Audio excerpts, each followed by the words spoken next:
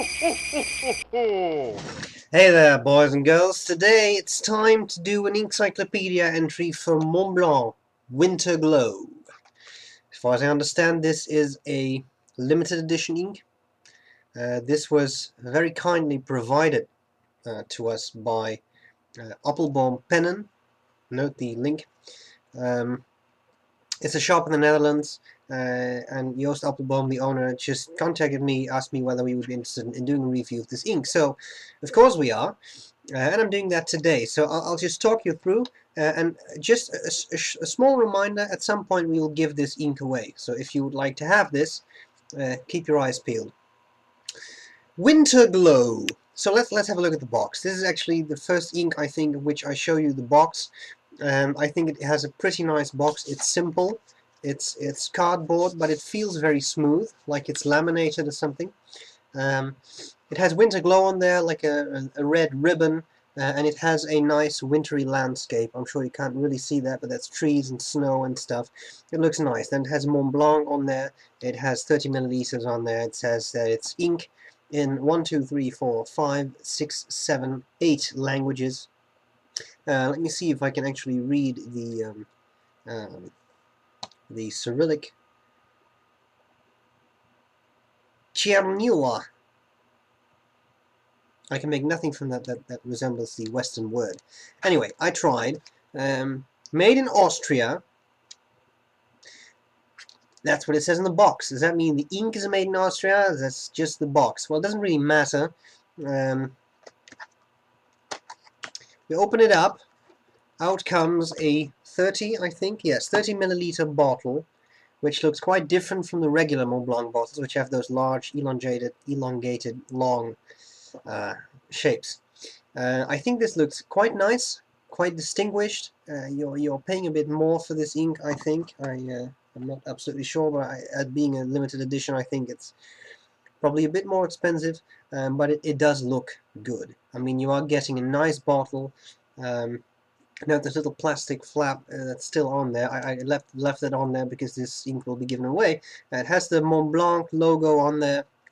When you open it up, I can't tilt the bottle, of course, but you get a nice wide neck. A 149 will easily fit in there.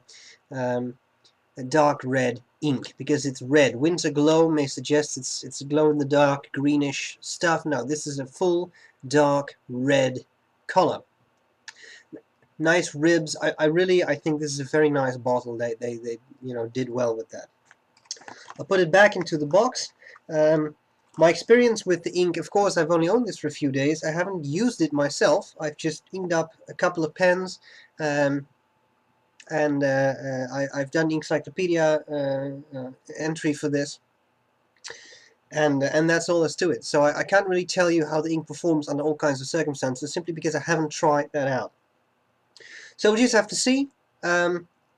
Writing sample is next. I hope this is going to be useful, and I'll see you later.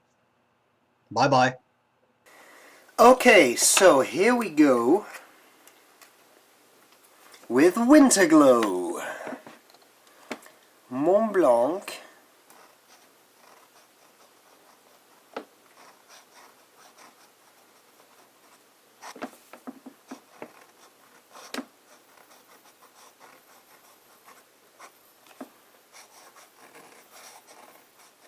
To the best of my knowledge, excuse me, this is going to be a limited edition ink. So if you want it, scoop it up now. Well,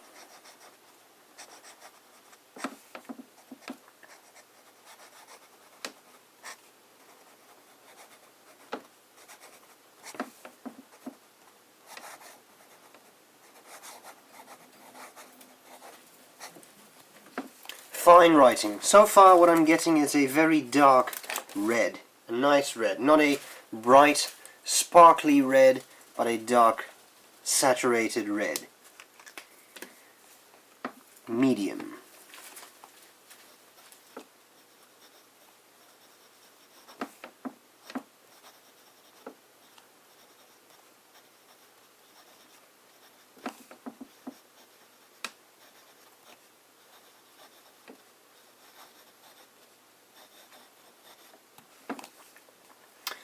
good flow. No hard starts. I inked up this pen. I didn't use it this morning. Now that I'm shooting this, I inked it up last night.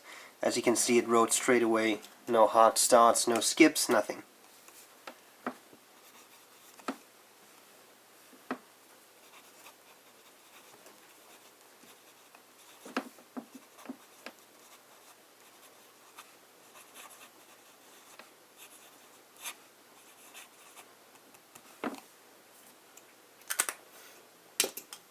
And finally, an italic.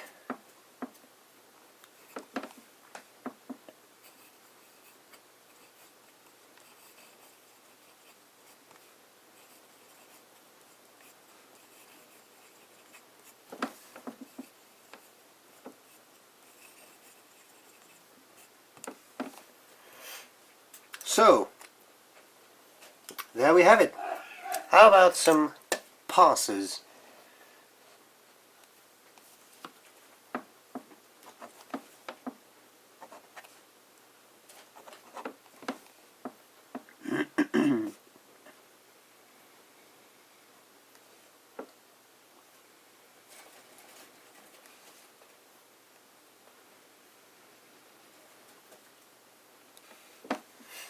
There we go.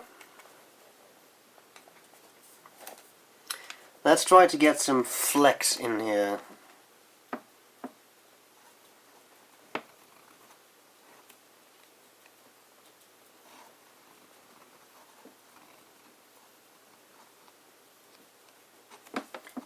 Hoo.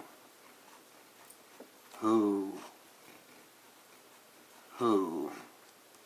Quite so. Railroading.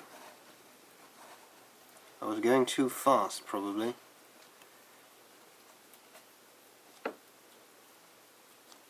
Let's try that again after I try to squeeze a little bit more ink down the feed. Pen rotation. I rotated the pen too much. This is a new flex pen. I still have to figure out how exactly to hold this one a little bit. Apparently not like that. OBKB, on to the next one. Medium. Let's have a look if I can see if I can squeeze some flex in there. As you know, this is not the most flexible of nibs. Steel. Quite hard. But very smooth.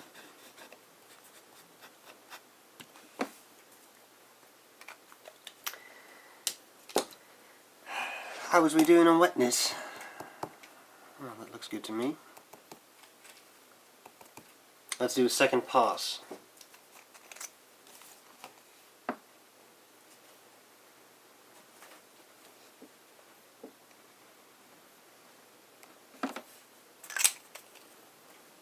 Good. On with the broad nib. Some line variation.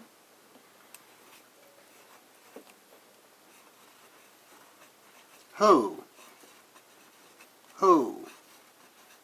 Ho. Nice dark red. I'm enjoying this color.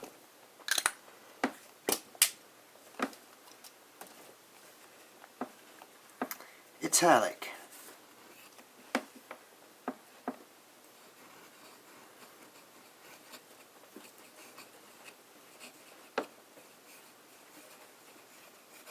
Hey y'all, diggity dog.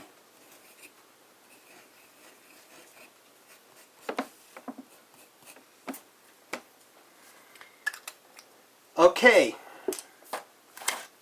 How about we do some writing with a 6mm nib. This is red. What do I make of red? Let me see.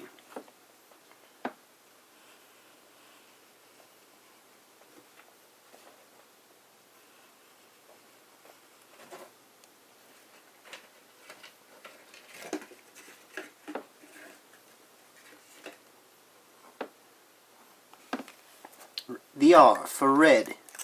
This is a little meager. add a bit of flourish there.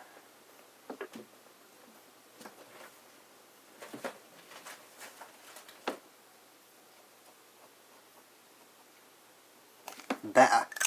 Right. Then I want to do some writing with a medium.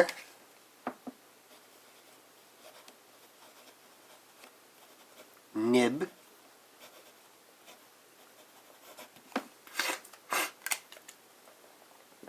And of course, I nearly forgot the Tardif test. Now, especially for the Tardif test, I'm grabbing the ink bottle.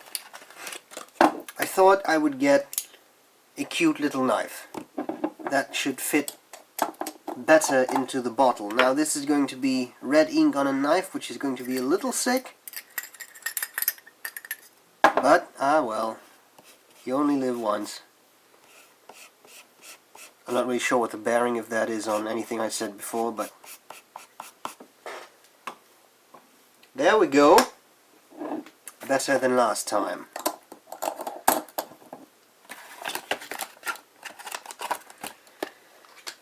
Okay, let's do a third pass. I'm just going to close up that knife before I accidentally grab it. And then again, if I would bleed on the paper, you wouldn't really see the difference with this ink, would you? Okay, so this is still drying out a bit. I think this is dry. That looks dry to me. Let's take the brush and some water and see how this ink fares in water.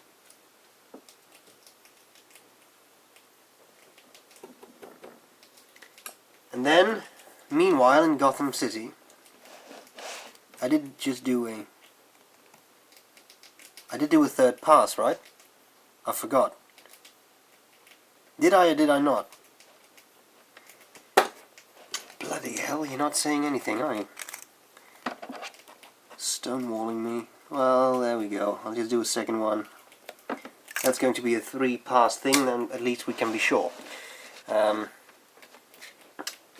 Meanwhile, in Gotham City, let's do a scorecard. Cleaning. No clue. Just got the ink 2 days ago, put it in pens. I didn't have any idea. Red can be a little bit more staining. And if you happen to look at this converter, I'm not sure how you can see that. There is this, I should probably take off. You see that air bubble moving around? If I put it all the way to the back, I do see that this converter has turned somewhat red, but I have no idea how difficult it will be to clean. I'm assuming, I mean, this is a Montblanc ink, they know what they're doing. I'm assuming it's going to be good. So I'll write down okay to good. Gross assumption. Figure it out yourself. But this is just a polite way of saying that. Bleed through. Bleed through. Come back to that. Color. Well, a deep red.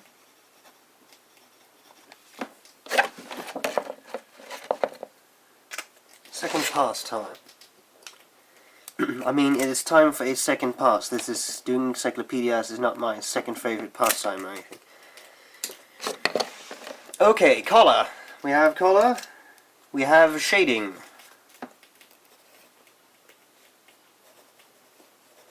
Shading. Well, shading, I would say, is very good. Have a look at this. I mean, look at that beautiful, nice. It's definitely there.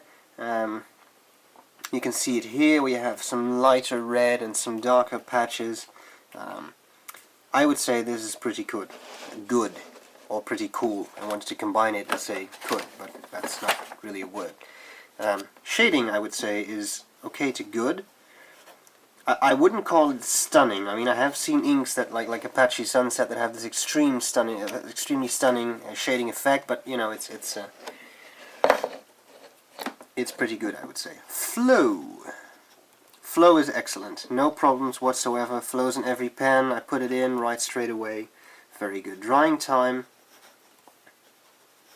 Well, this is Rhodia paper, but I have the feeling drying time is good.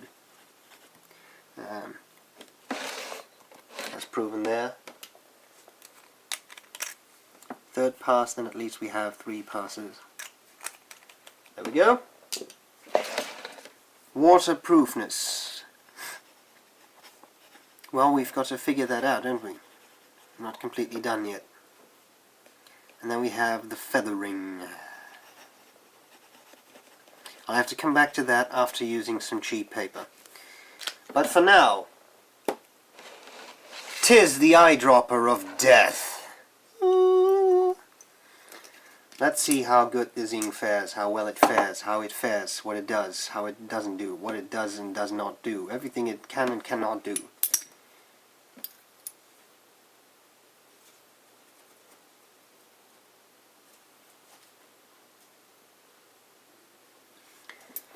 And we just let it be. Let's check out this. The writing is pretty much gone. There's not a lot more to see. As you can see, the writing, I mean the word writing, is still somewhat legible, but the word regular is pretty much wiped out. So it's too bad.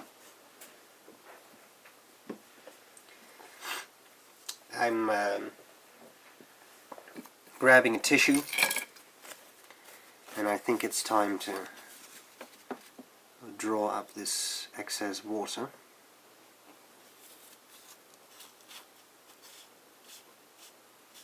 Well, that's not too shabby, is it? That is completely legible. I'm surprised. So this was regular writing, and I just put a brush of water through it, and I just dropped water on there, gave it a bit longer to dry, and it works. So what do we make of that? Waterproofness. Okay to good? Clearly it's not a fully waterproofing, but if I see this, then I'm pretty impressed, actually. We'll just have to see about that. I leave that up to your well-informed opinions. One ink I'd like to show you. What do? Let's take the fine nib. So here we have Montblanc Winter Glow.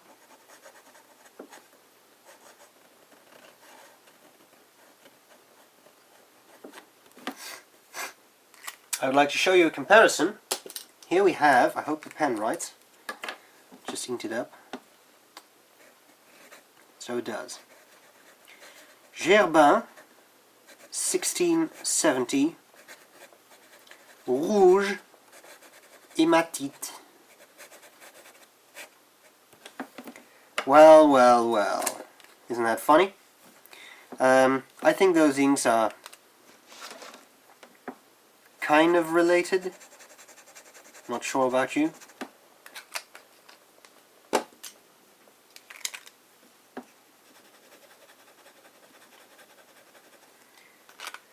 You know, just to give you an idea, not suggesting anything, just politely insinuating. Let's get this out, get some cheap copier paper. Cheap copier paper. Pens, what happened to my fine? Oh, there it is.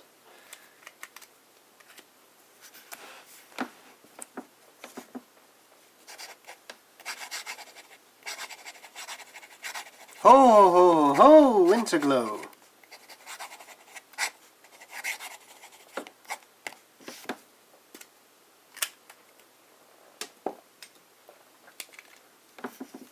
Medium.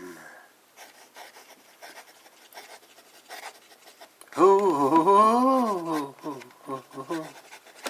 Winter glow.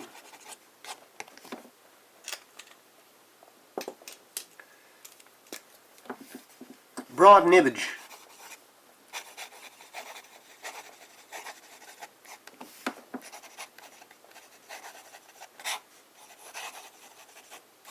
Winter glow.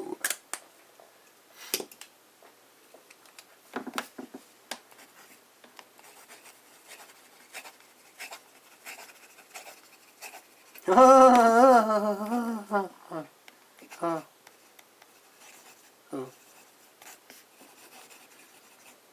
Winter Glow.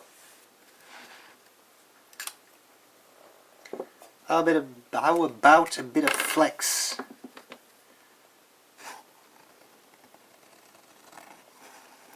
Railroading. No.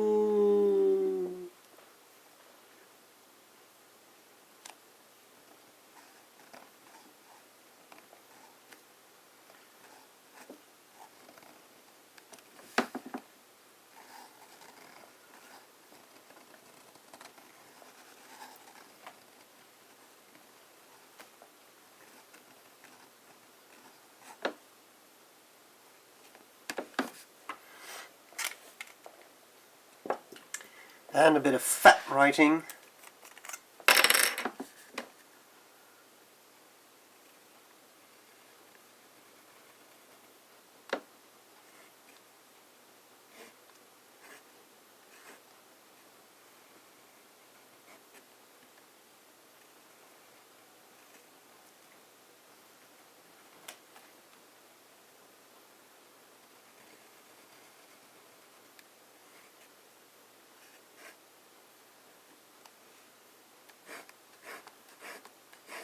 Fat. Alright. I think we've covered it all. So, the color, again, this nice dark saturated red. Feathering, definitely present when you flex. But with regular writing, I don't really see any. Maybe if I would use a broad nib and go really slow.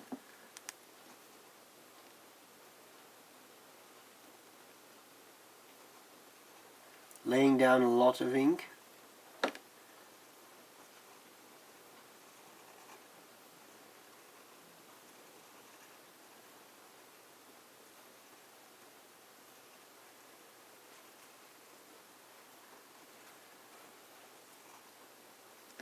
I still don't see a whole lot of feathering. So it is there, but that's with a flex nib laying down a lot of ink. With the 6mm nib, it's actually not that bad. I mean, you see a little bit around the parts where I really put down a lot of ink, but in general with these lines you hardly see any feathering, so that's not bad at all. Now what I want to see is bleed through. There we go. Bleed through is very bad for the flex writing and the fat writing. For the regular writing, it seems to be within acceptable limits. A little, sorry, a little dot here and there. I wouldn't worry too much about that. But if you want to do flex writing on this kind of paper, then expect serious bleed through. Now, of course, I did the same thing on the Rhodia paper.